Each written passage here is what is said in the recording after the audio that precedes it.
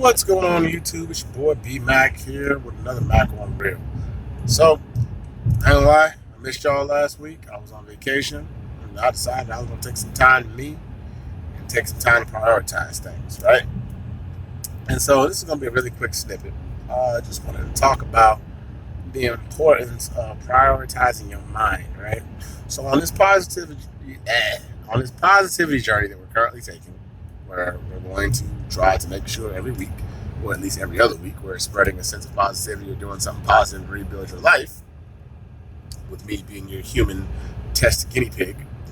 And we'll see how it shakes out in mine. You know, there are a lot of things in life that get you bogged down: finances, relationships, career, stress, and all of it innately ties together, right? But the thing about it is, the one thing that we can control is our thoughts, barring any mental health disorders or anything like that.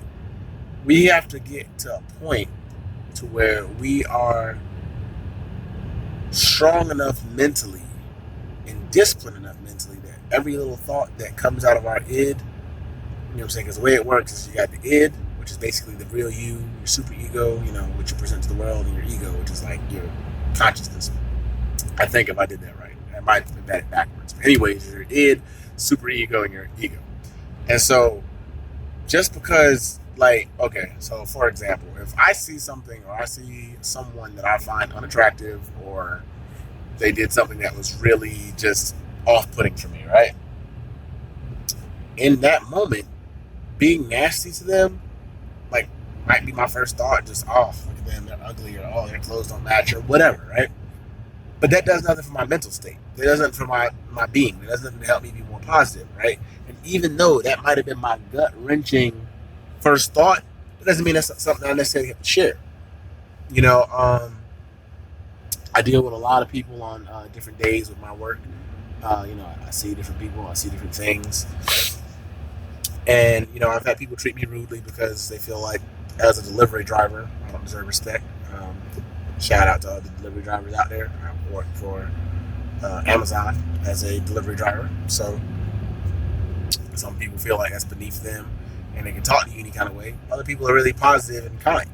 And so my thing about that is, you don't know nothing about me.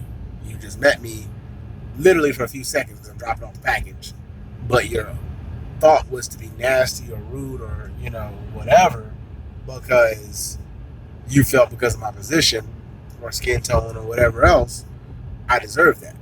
And so I bring that back to controlling your thoughts, because even some of the most, distasteful people, might be racist, might be whatever, have no problem covering that up. I mean, think about it. There are a lot of politicians that have been in office, have held positions, public seats or whatever, and they might have been the most bigoted individual, the most hated individual, most hateful individual, and you wouldn't know it because they learned to compose themselves in such a way that you're not going to really see that on their outward behavior. You might see it in their actions, but they're not going to tell you what they're thinking or what, brought them to that.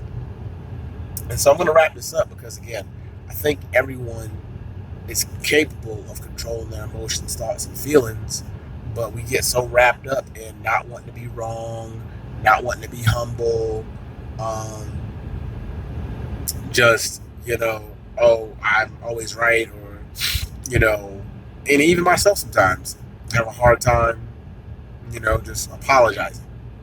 Some things that should come natural, or you would think come natural to people, they don't always do that. And so when you come to situations like that, it's like, is this relationship worth losing because I'm that, full of myself, or is this particular thing worth, dealing with this way because I don't want to hear what nobody else has to say, or whatever, And so, again, don't let your life be controlled or ruled by your thoughts, because at the end of the day, they're fleeting.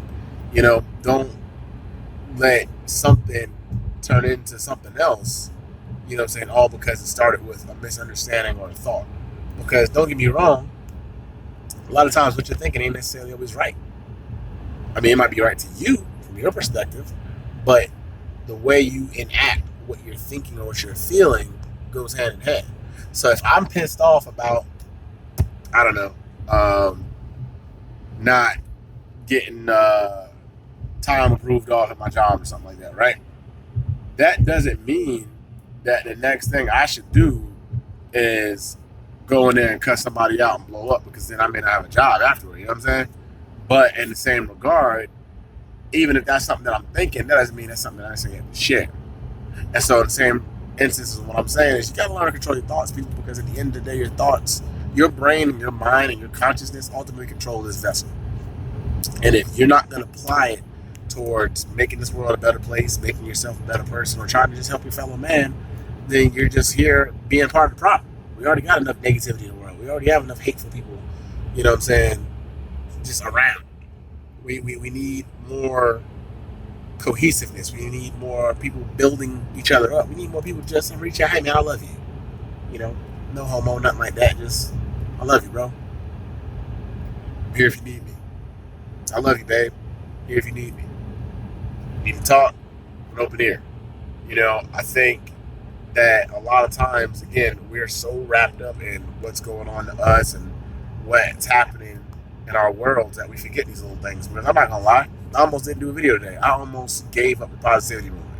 Again, I have a life too. I'm not perfect. I have a lot of things that I deal with on a daily.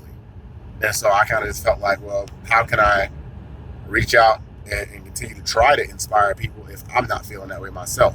But then I kind of shook it off and was like, nah, because again, even though I get very few views, the little views that I get, you know, you have no idea who it could be helping.